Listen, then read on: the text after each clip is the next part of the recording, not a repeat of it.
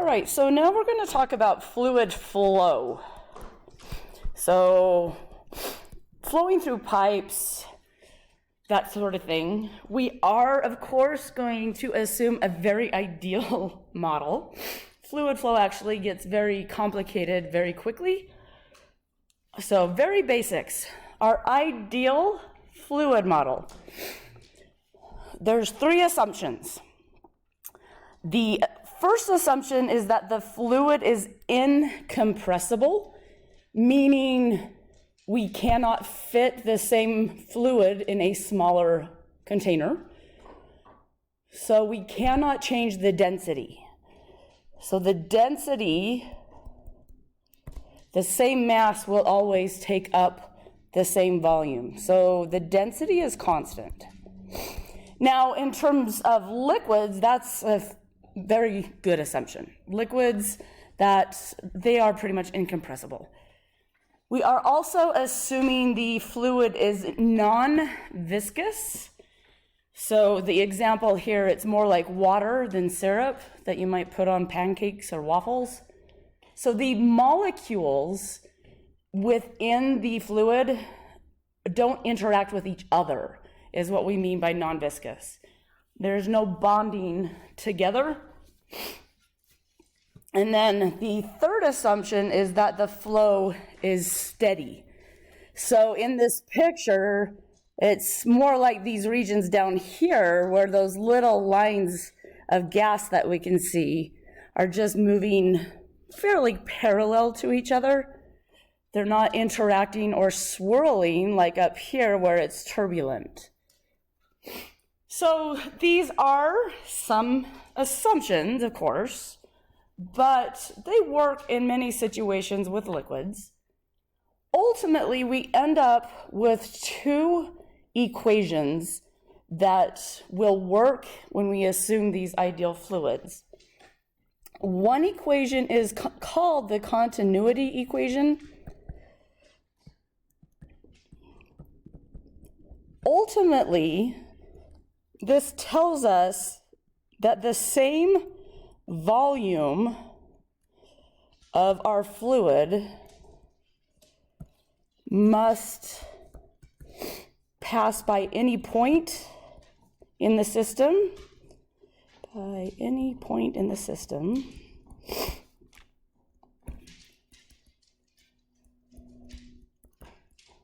in the same amount of time.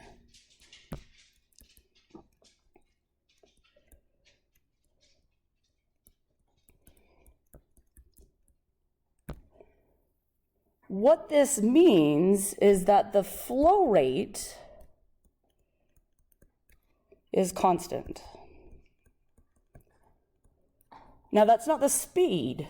Flow rate, our author uses a capital Q to represent the flow rate.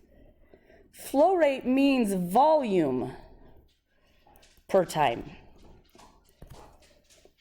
So flow rate, the units of flow rate in SI units will be meters cubed for the volume and seconds for the time. Excuse me. So if you've ever, slide this over, used a garden hose. So a garden hose, sometimes we put a nozzle on the garden hose that effectively causes a narrowing such that the water will come out really fast. And then we can spray farther, and so it's just helpful for certain purposes. If we think of this in terms of this flow rate being constant, if I imagine a little section here of water in the hose, that's my attempt of drawing my little cylindrical section of water. The volume of water here would equal the cross-sectional area in this location. So I'm going to call this location 1. So area, that cross-sectional area, meaning if I was looking straight at the hose, the circular area I would see. So cross-sectional area.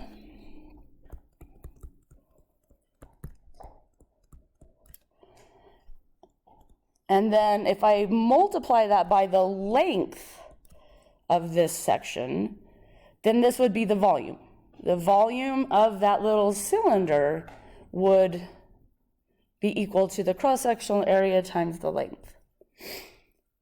If I come down into the nozzle and I want to talk about a similar volume, this cylinder, because the area down here, the cross-sectional area down here is smaller, we would be talking about a longer length.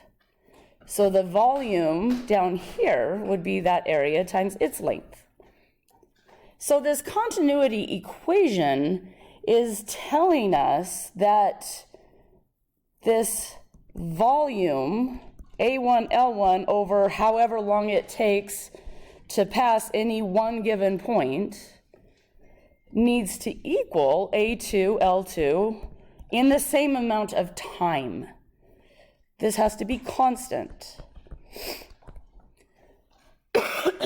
Well, length over time is essentially this length has to pass by this point in a specific amount of time, whereas this longer length has to pass by a point over here in the same amount of time. Length over time is going to be a speed. The speed at which the fluid is traveling at those two separate points. So here, we could say A1 times V1, meaning the speed of the fluid as it is traveling at point 1. Similarly, A2 times speed 2. So how fast the fluid is traveling at this second location. It has to travel farther because it has to get this longer length. Sorry, it has to travel faster to get that longer length out in the same amount of time. And so physically, this is why the nozzle makes the water come out faster. And so flow rate can be written as volume per time, as I wrote over here on the right, or sorry, the left. But it can also be written as cross-sectional area times the speed at which the fluid is flowing. Regardless of how we write it, in our assumptions of the ideal fluid, this flow rate is going to be constant. Now, it's not always equal to the same number. When we say this is constant, we just mean that the flow rate at one point has to equal the flow rate at another point. Or the volume at one point per time has to equal the volume per time at that second point. So, excuse me, this is one equation that satisfies this ideal fluid model. Our second equation that must be satisfied as well is called Bernoulli's equation.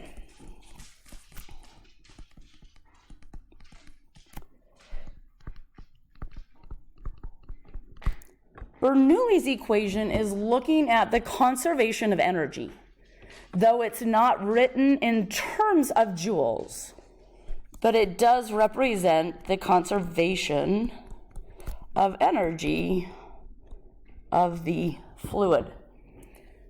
So if you remember, we talk about kinetic energy. When we talk about the fluid here, one of the assumptions of it being non-viscous is implying that the only type of energy that the fluid molecules have is kinetic, specifically the translational kinetic energy.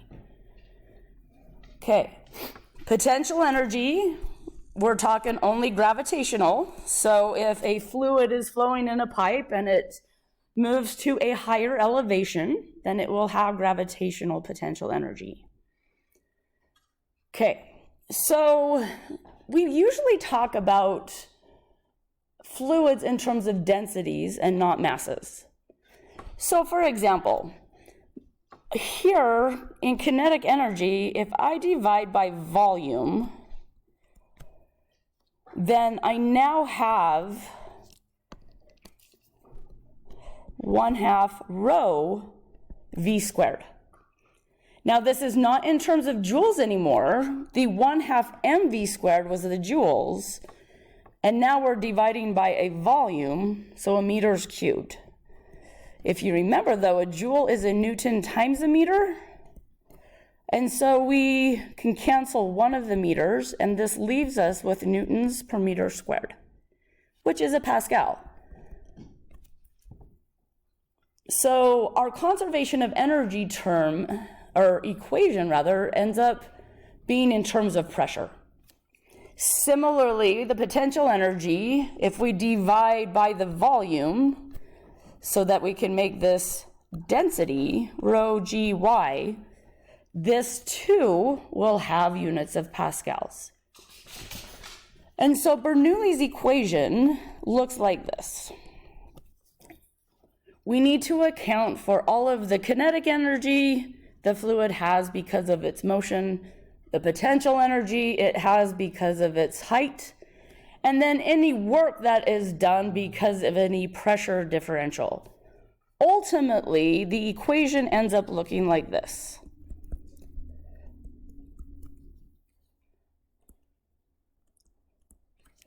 Let me write my rho better. That's not better. Let me try that again. Sorry. P is the pressure in the pipe at any one given location, plus 1/2 rho v squared represents the kinetic energy of the fluid as it's moving through the pipe at that same location, plus rho gy represents the potential energy that the fluid has because of the elevation. You will see this written that this is equal to a constant. Now, this constant does not mean up here for the continuity equation, it doesn't mean it equals the continuity equation. When we say that something like this is constant, what that means is if we add up all of these pressures, ultimately representing energy, if we add those up at one point in a pipe, that must equal all those things added up at a second point in the pipe. So if I was to write that similar to what we were using conservation of energy before, I would say pressure at point 1 in a pipe plus the 1/2 rho v1, so the speed at that location squared, plus rho gy1 must equal all of this same stuff, but at point 2 in a pipe. That's what we mean when we say this is constant. We mean all of this at one point of a pipe has to equal all of this at a second point in a pipe. So the pressure can change, the speed of the fluid can change, the height can change. And they change in different ways. So for example, if the speed increases, then pressure is going to decrease to maintain this whole conservation equation. Similarly, if we go back to this continuity equation, when we say this volume per time is constant, we mean that the flow rate at point 1 has to equal the flow rate at point 2. Or the volume at point 1 per time has to equal the volume at point 2 per time. Well, it's the same volume, but they're going to have different shapes.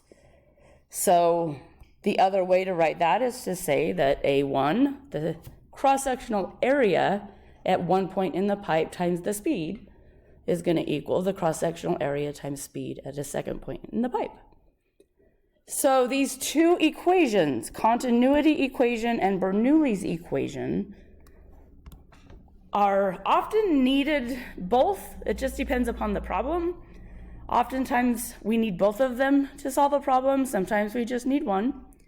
So I'm going to do a few sample problems, and hopefully that will help you see how to use the equations.